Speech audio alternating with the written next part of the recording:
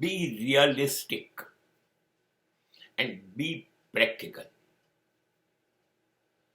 You must know where you are. You must be aware of originality of yours. You must be aware of your capacities. Don't fly in the sky.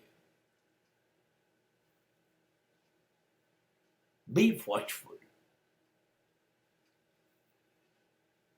જિંદગીમાં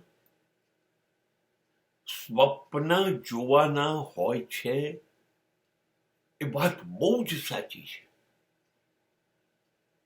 અને સિદ્ધ પણ કરવાના હોય છે, પણ વાસ્તવિકતા અને વ્યવહારુતા બરાબર ધ્યાનમાં રાખવી જોઈએ.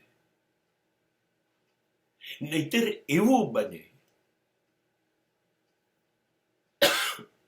કે આકાશને અડવા જઈએ અને જમીન પરથી પગ સંપર્ક છોડી દે તો પછડાટ જિંદગીને એવી મળશે કે ઊભા નહીં થઈ શકાય.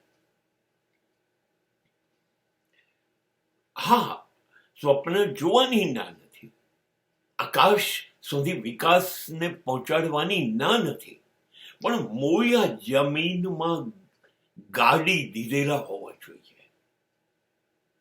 વાસ્તવિકતા શું છે, તમે ક્યાં છો, તમારી સ્થિતિ શું છે, તમારી શક્તિ શું છે, તમે શું કરી શકો એમ છો, ખરેખર કરી શકશો? તમે વ્યવહારુ વિચારો.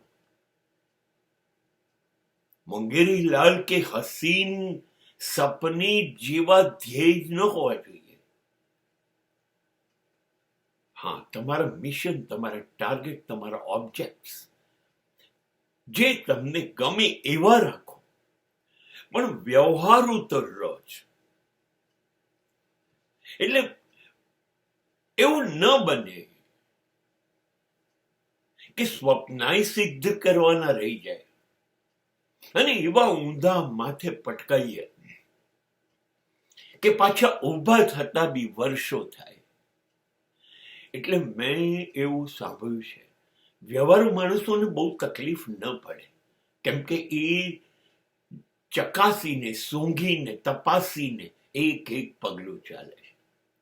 એક વાક્ય એવું હતું, જે જમીન પર બેઠો હોય ને એને પડવાની બીક ના લાગે,